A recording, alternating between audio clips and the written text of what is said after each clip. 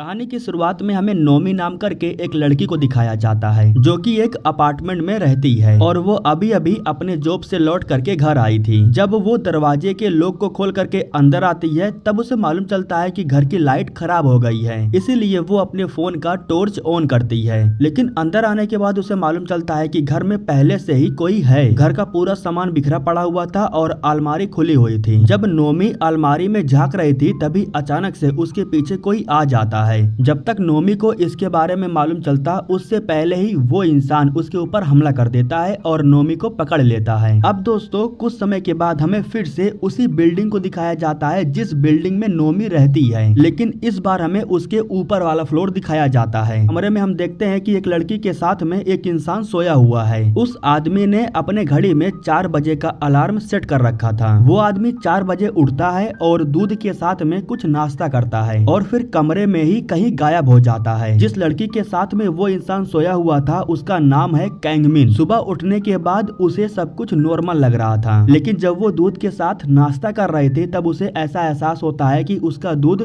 किसी ने खत्म कर दिया है। लेकिन इस बात पर वो ज्यादा ध्यान नहीं देती है। काम पर जाने से पहले वो अपने दरवाजे को लॉक कर रही थी, लेकिन तभी वो देखती है कि लॉक का जो कवर होता है ना उसे किसी ने ऊपर किया है। शायद कोई था जो लॉक खोलने की कोशिश कर रहा था क्योंकि फिंगरप्रिंट का निशान पड़ा हुआ था। वो फिंगरप्रिंट के निशान को साफ करती है और एक बार फिर से दरवाजा खोल करके उसे लॉक करती है। लेकिन दरवाजे को लॉक करने के लिए वो अपना पासपोर्ट नहीं डालती है, बल्कि जिन जिन नंबरों पर फिंगरप्रिंट का निशान पड़ा हुआ था ना उसका इस्तेमाल करती है। वो बस एक बार ट्राई कर रही थी लेकिन उस पासपोर्ट से लॉक खुलता नहीं है, इसीलिए वो अपने पासपोर्ट से दरवाजे को लॉक करती है और अपने काम पर चली जाती है। वो एक बैंक में काम करती है और उसकी एक सबसे अच्छी दोस्त है जिसका नाम है योंजो। ये दोनों एक साथ एक ही बैंक में काम करते हैं। अब इसके बाद जब कैंगमिन अपने बिल्डिंग में पहुंचती है तब उसे मालूम चलता है कि किसी ने उसके लिए पार्सल छोड़ा है। वो पार्सल को लेती है और अपने कमरे की तरफ जाने लगती है। यहाँ उसे मालूम चलता है कि कोई था जो उसके लॉक को खोलने की कोशिश कर रहा था, इसीलिए वो लॉक कंपनी में कॉल करके वहाँ इसकी शिकायत करती है। इसके बाद वो सोने के लिए चली जाती है,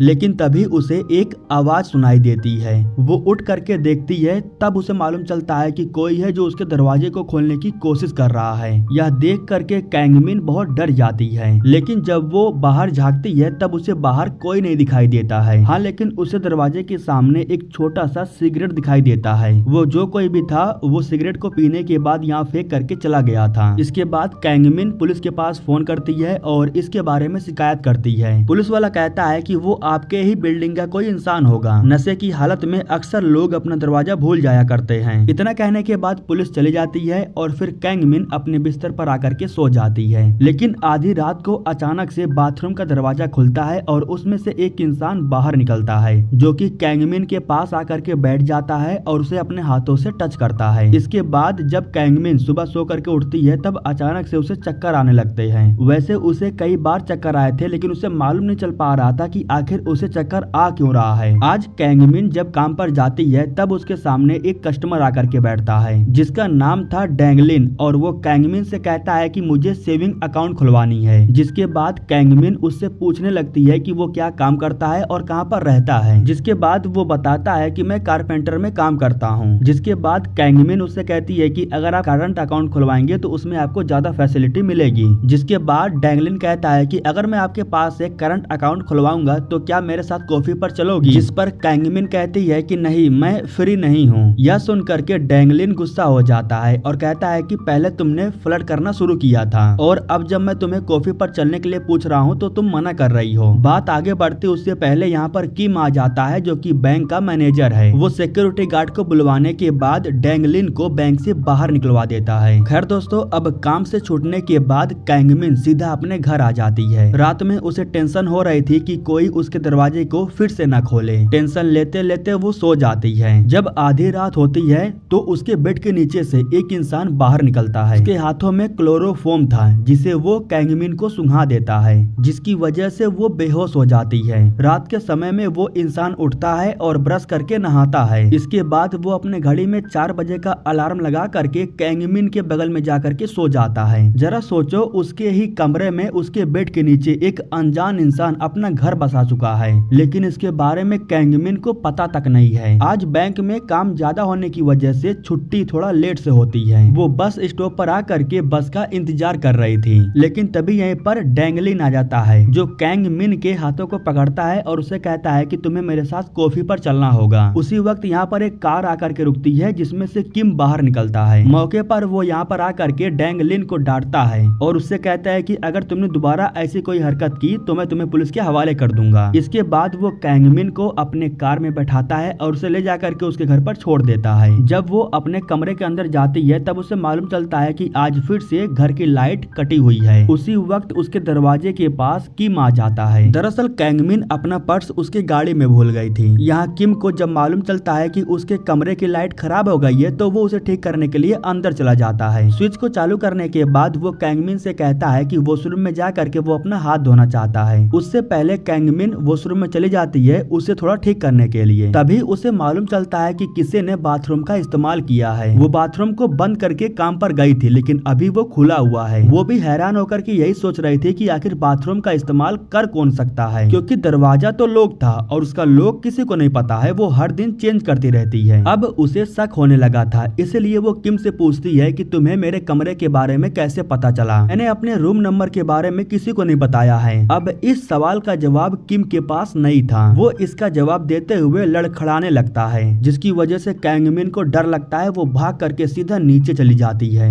इधर जो किम था वो अंदर से दरवाजे को बंद कर लेता है। जब कुछ समय के बाद यहाँ पुलिस आकर के पहुँचती है तब वो जा करके कैंगमिन के दरवाजे को खोलती है। तब इन्हें मालूम चलता है कि किम को किसी ने जान से मार दिया है। पूरा शक कैंगमिन के ऊपर जा रहा था, इसीलिए पुलिस वाले उससे पूछताछ करने के लिए उसे ले करके पुलिस स्टेशन आते हैं। यहाँ हमें जोशुआ नाम करके एक पुलिस ऑफिसर को दिखाया जाता है, जो कि कैंगमिन से पूछताछ कर रहा था। वो कैंगमिन से कहता है कि तुम्हारे कमरे में तुम्हारे अलावा और कोई नहीं रहता, और जब किम की मौत हुई तो उस वक्त तुम नीचे थी। जब तुम्हारे कमरे में कोई और नहीं था तो फिर किम को इतने बेरहमी से मारा किसने? निशान को देख करके साफ पता चल रहा है किम अपने आप को बचाने की कोशिश भी कर रहा था। कैंगमिन के पास इन सब का जवाब नहीं था। वो बस रोए जा रही थी, क्योंकि वो खुद भी सदमे में थी। उसके खिलाफ में कोई सबूत था नहीं, इसलिए पुलिस वाले उसे रिहा कर देते हैं। इधर बैंक में बैंक मैनेजर की मौत हो जाने के बाद लोग शोक मना रहे थे, लेकिन बैंक मैनेजर की मौत हुई थी कैंगमिन के घर पर। इसी वजह से कैंगमिन के लिए परेशानी खड़ी हो जाती है। जब वो काम पर आती है तब मालिक उससे कहता है कि अगर हम तुम्हें काम पर रखेंगे तो हमारे लिए मुसीबत खड़ी होगी, इसलिए अब हम तुम्हें काम पर नहीं रख सकते हैं। मतलब कि कैंगमिन को काम से निकाल दिया जाता है। वो अपना सारा सामान ले करके घर आ जाती है। इस वक्त नाइट शिफ्ट में जो बंदा काम पर बैठा हुआ था उसका नाम है हेंडोंग। कैंगमिन उसके पास जा करके उससे कहती है कि वो एक बार सीसीटीवी कैमरे को चेक करना चाहती है। वो उस कैमरे को चेक करना चाहती थी जिसमें सबका कमरा दिख रहा था, लेकिन फिर हेंडोंग उसे बताता है कि वो कैमरा खराब हो गया है। जो लिफ्ट में कैमरा लगा हुआ है सिर्फ वही काम कर रहा है। तभी हेंडोंग कहता है कि अगर आपको शक है कि आपके कमरे में कोई है तो मैं एक बार चल करके चेक कर लेता हूँ। इसके बाद कैंगमिन उसे अपने साथ ले करके अपने कमरे में आती है। हेंडोंग कमरे को अच्छे से चेक करता है, लेकिन उसे कमरे में कोई नहीं दिखाई देता, जिसके बाद वो यहाँ से चला जाता है। उसके चले जाने के बाद जब कैंगमिन घर की सफाई कर रही थी तब उसे कबर्ड के नीचे एक चाबी मिलती है। दरअसल इस चाबी का इस्तेमाल दरवाजा खोलने के लिए ही किया जाता है। इस चाबी से जब कैंगमिन अपना दरवाजा खोलती है तो वो नहीं खुलता। वो सोचती है कि ये चाबी बिल्डिंग के किसी न किसी कमरे में तो जरूर लगता होगा। यही सोच करके वो ऊपर नीचे हर एक दरवाजे के सामने जा करके चाबी का इस्तेमाल करके दरवाजा खोलने की कोशिश करती है, और आखिरी में उस चाबी की मदद से एक दरवाजा खुल भी जाता है। इसके बाद दरवाजा खोल करके जब वो अंदर जाती है तब उसे ऐसा एहसास होता है कि इस कमरे में कोई नहीं रहता, क्योंकि सारा सामान बिखरा पड़ा हुआ था। वैसे दोस्तों मैं आपको बता दूं कि ये कमरा नोमी का है, जिसे आपने मूवी के शुरुआत में देखा था। वो भी उसी बैंक में काम करती है जिस बैंक में ये दोनों काम करते हैं। बैंक में काम करने का एक फायदा ये था कि ये लोग पता लगा लेते हैं कि नोमी ने अपना एटीएम कब कब इस्तेमाल किया है। ट्रांजैक्शन हिस्टोरी के जरिए इन्हें मालूम चल जाता है कि वो हर बार $3.20 का एक सामान ले रही है। सामान लेने का जो टाइमिंग था वो ज्यादातर 1 बजे के आसपास ही रहता था, और वो सामान बार बार एक ही स्टोर से लिया जा रहा था। कैंगमिन देखती है कि अभी भी 1 बजने में कुछ वक्त बाकी है। वो नोमी के पास कॉल करती है, लेकिन वो कॉल को रिसीव नहीं करती, इसलिए योंजो उसके पास एक मैसेज भेज देती है, लेकिन काफी समय तक मैसेज का भी रिप्लाई नहीं आता है। कैंगमिन कहती है कि हमें एक बार उस मॉल में जाना चाहिए जहाँ से वो सामान लेती है। हमें पता करना चाहिए कि आखिर उसके साथ हो क्या रहा है। उसके कहने पर योंजो उसे लेकर के उस मॉल में आती है जहाँ से वो बार बार सामान को खरीद रही थी। दोनों पास में ही बैठ करके 1 बजने का इंतजार करने लगते हैं। जैसे ही 1 बजते हैं तो एक लड़की आ करके $3.20 का सामान लेती है और टाइमिंग भी बिल्कुल सेम था। इसीलिए इन दोनों को डाउट होता है और फिर ये दोनों उस लड़की का पीछा करने लगते हैं। एक वक्त ऐसा आता है जब उस लड़की का पीछा करने के लिए दोनों अलग अलग हो जाते हैं। कैंगमिन जब एक गली में जाती है तब वो उसी सामान को देखती है जिसे $3.20 में खरीदा गया था। उसे एक बिल्ली खा रही थी। उसे खाने के बाद बिल्ली फिर से गेट के अंदर चली जाती है। यहाँ कैंगमिन भी बस एक बार चेक करने के लिए अंदर चली जाती है। घर के दरवाजे पर लॉक लगा हुआ था, इसलिए वो अंदर नहीं जा पाती है। दरवाजे के लॉक को देखने के बाद उसे उस दिन के बारे में याद आने लगता है जिस दिन उसने अपने दरवाजे के लॉक पर फिंगरप्रिंट का निशान देखा था। उस दिन जिन जिन नंबरों पर फिंगरप्रिंट का निशान छपा हुआ था उन्हीं नंबरों का जब वो इस्तेमाल करती है तो दरवाजा खुल जाता है। वैसे तो उसे बहुत डर लग रहा था, लेकिन फिर भी वो हिम्मत जुटा करके अंदर जाती है। जब वो अंदर जाती है तब उसे एक कमरे में नोमी दिखाई देती है जिसे बांध करके रखा गया था। उसको देखने के बाद वो डर जाती है। वो फटाफट योंजो के पास कॉल करने लगती है। इधर योंजो अभी भी उस लड़की के पीछे पड़ी हुई थी। लड़की के पास जा करके योंजो उससे पूछती है कि नोमी कहाँ पर है, जिस पर वो लड़की जवाब देते हुए कहती है कि कौन नोमी, मैं किसी नोमी को नहीं जानती। इधर कैंगमिन को मालूम चलता है कि घर के अंदर कोई इंसान आ रहा है, इसीलिए वो फटाफट बेड के नीचे जा करके छुप जाती है। जब वो इंसान अंदर आता है तब वो एक इंजेक्शन निकाल करके नोमी को लगा देता है। यहाँ पर वो नोमी से ये भी कह रहा था कि इस बार मैं तुम्हारे ऊपर के फ्लोर वाली लड़की को किडनैप करने वाला हूँ। दरअसल वो कैंगमिन की बात कर रहा था जिसे वो सुन भी रही थी। यहाँ कैंगमिन को मालूम चलता है कि इस आदमी ने नोमी के पैरों को काट दिया है।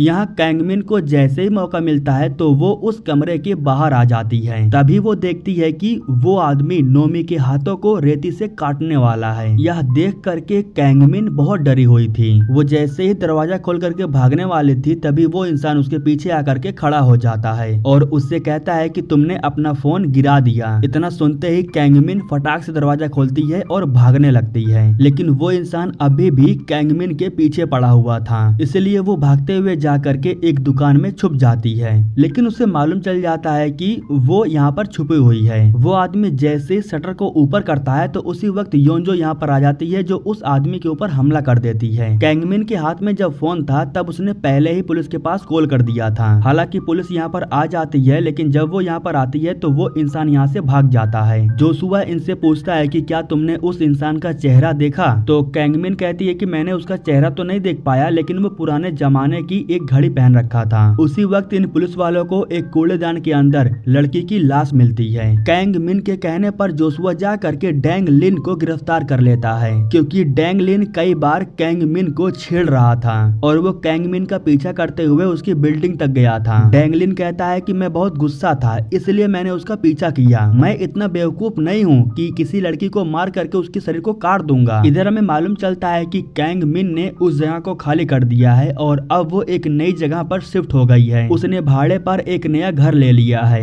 इस दौरान हमें डैंग लिन को दिखाया जाता है जो कि उस बिल्डिंग में गया था जहां कैंगमिन रहती थी। यहाँ पर वो बहाना करके गार्ड से कैंगमिन के नए एड्रेस के बारे में पता लगा लेता है। इसके बाद रात के समय में जब कैंगमिन अपने नए कमरे में बैठी हुई थी तभी अचानक से उसके दरवाजे पर कोई आता है। दरअसल कोई उसके लिए पार्सल भेजा था। इस पार्सल के अंदर उसका फोन था। जब वो फोन को चालू करती है तभी अचानक से उसके फोन पर योंजो का ढेर सारा फोटो आने लगता है। उसी वक्त योंजो के कमरे से वीडियो कॉल आता है। उसके कमरे में एक इंसान था, लेकिन योंजो को इसके बारे में नहीं पता था। इस वीडियो को देखने के बाद कैंगमिन बहुत डर जाती है। उसे अपने दोस्त की फिक्र होने लगी थी। जल्दबाजी के चक्कर में वो अपने कमरे को लॉक करना भूल जाती है। फटाफट भाग करके योंजो के बिल्डिंग के पास आती है। वो आदमी योंजो के कमरे में था और वो उसके पैरों को काटने वाला था। कैंगमिन भागते हुए आती है और दरवाजे को लॉक को खोलने की कोशिश करने लगती है, लेकिन उसी वक्त पता नहीं कहां से यहाँ डैंगलिन आकर के पहुंच जाता है। वो कैंगमिन पर हमला कर देता है और उससे कहता है कि अब तुम्हें मेरे साथ कॉफी पर चलना होगा। इन दोनों के बीच में फाइट होने लगती है, लेकिन उसी वक्त यहाँ जोशुआ आ जाता है जो उसे पकड़ लेता है। दरअसल जोशुआ काफी समय से उसका पीछा कर रहा था। इधर कैंगमिन जब भाग करके घर के अंदर आती है तब उसे मालूम चलता है कि योंजो बेहोशी की हालत में पड़ी हुई है। सीन शिफ्ट होता है और हम इधर कैंगमिन के घर को देखते हैं। वो दरवाजे को लॉक करना भूल गई थी। कोई तो था जो दरवाजे को खोल करके अंदर आ जाता है और चाबी को अपनी जगह पर रख देता है। इधर योंजो को अस्पताल में एडमिट किया गया था। यहाँ जोशुआ कैंगमिन को बताता है कि उस वीडियो को सॉफ्टवेयर के जरिए बनाया गया था। उस वीडियो को बनाने के बाद तुम्हें वीडियो कॉल पर उसे दिखाया जा रहा था। इस वीडियो कॉल के जरिए कोई था जो सिर्फ तुम्हें डराने की कोशिश कर रहा था, लेकिन फिर भी तुम अपने दोस्त के खातिर भाग करके आई, ये बहुत अच्छी बात है। कुछ समय के बाद जब योंजो को होश आता है तब वो कैंगमिन से कहती है कि तुम्हें यहाँ रह करके परेशान होने की कोई जरूरत नहीं है, तुम घर चले जाओ और आराम करो, वैसे भी तुम बहुत थक गई हो। इसके बाद कैंगमिन जब घर पर जाती है तब हम देखते हैं कि वो अपने साथ एक पिग्विन का खिलौना लेकर के आई है। दरअसल उस खिलौने के अंदर कैमरा लगा हुआ था। इसके बाद हमें दिखाया जाता है कि कैंगमिन कुछ सामान लेने के लिए मॉल में गई थी। मॉल के अंदर हेंडोंग आकर के उससे मिलता है। ये वही इंसान है जो उसके पुराने वाले भाड़े के घर में गार्ड का काम कर रहा था, जिसने कैंगमिन को सीसीटीवी कैमरा दिखाया था। यहाँ वो कैंगमिन से कहता है कि अब तुम नए घर में शिफ्ट हो गई हो, अब तो तुम्हें कोई तकलीफ नहीं होगा। यहाँ कैंगमिन उससे बात नहीं करना चाहती थी, इसलिए वो फटाफट अपना सामान लेकर के वापस घर जाने लगती है। तभी हेंडोंग एक सामान लेता है और उस सामान की प्राइस थी $3.20। इसीलिए कैंगमिन को हैरानी होती है। वो हैरान होकर के उसे देखने लगती है। इसके बाद कैंगमिन फौरन भाग करके घर आती है और दरवाजे को लॉक कर लेती है। तभी उसके पास एक फोन आता है और वो फोन जोशुआ ने किया था। जोशुआ उससे कहता है कि घर के बाहर मत निकलना, क्योंकि रिपोर्ट के बाद हमें मालूम चला है कि डेंगलिन का खून मैच नहीं खा रहा है और किसी ने उसकी हत्या भी कर दी है। मतलब कि खूनी कोई और है और वो अभी भी आजाद घूम रहा है, इसलिए घर के अंदर रहना और कहीं जाना मत। इसके बाद कैंगमिन शांति से जाकर के बिस्तर पर बैठ जाती है। उसी वक्त उसे वो सामान दिखाई देता है जिसे हेंडोंग ने मॉल से खरीदा था। वो इस बात पर हैरान थी कि आखिर ये सामान घर के अंदर आया कैसे। यह जानने के लिए वो अपने फोन को चालू करती है और कैमरे के वीडियो को देखने लगती है। जब वो वीडियो को चालू करती है तब उसे मालूम चलता है कि उसके गैर मौजूदगी में उसके घर के अंदर कोई आया था और वो इंसान कोई और नहीं बल्कि हेंडोंग था जो उसे मॉल में मिला था। वो छुपने के लिए बेड के नीचे जाता है और अभी भी वो बेड के नीचे ही छुपा हुआ था। कैंगमिन को जैसे ही मालूम चलता है कि वो अभी भी बेड के नीचे छुपा हुआ है तो उसके हाथ पैर कांपने लगते हैं। उसके पैरों को कांपता हुआ देख करके हेंडोंग समझ जाता है कि कुछ गड़बड़ है। कैंगमिन उठती है और फौरन भाग करके दरवाजे की तरफ जाती है, लेकिन वो दरवाजा खोलती उससे पहले ही वो आकर के उसे पकड़ लेता है। समय के बाद जब उसकी आँख खुलती है तब उसे मालूम चलता है कि वो किसी और लोकेशन पर है। उसके सामने हेंडोंग बैठा हुआ था, जिससे वो कहती है कि आखिर तुम मेरे साथ ऐसा क्यों कर रहे हो। हेंडोंग कहता है कि मैं तुमसे बहुत प्यार करता हूँ, लेकिन तुम मुझे इग्नोर करती हो क्योंकि मैं एक सफाई वाला हूँ। मैं तुम्हारी बिल्डिंग में साफ सफाई का काम करता हूँ, इसलिए तुम मुझ पर ध्यान नहीं देती हो।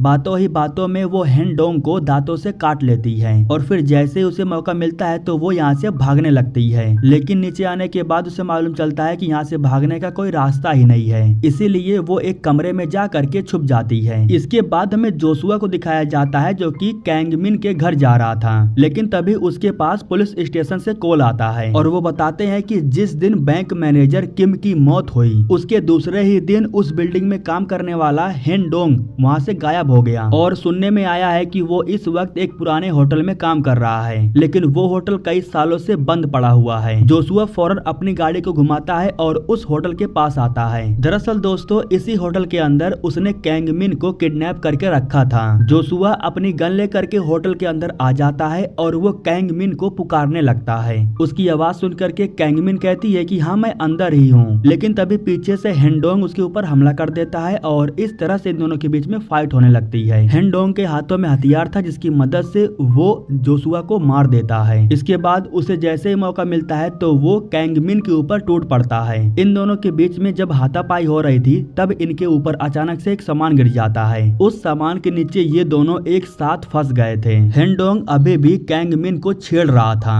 कैंगमिन को जैसे ही मौका मिलता है तो वो उसे धक्का दे देती है। उसका सर जा करके एक कील में घुस जाता है जिसकी वजह से उसकी मौत हो जाती है। इसके बाद हमें बताया जाता है कि कैंगमिन को आजाद कर दिया गया है। उसने सेल्फ डिफेंस में उस इंसान की जान ली। इसी के साथ दोस्तों ये कहानी यहीं पर खत्म हो जाती है।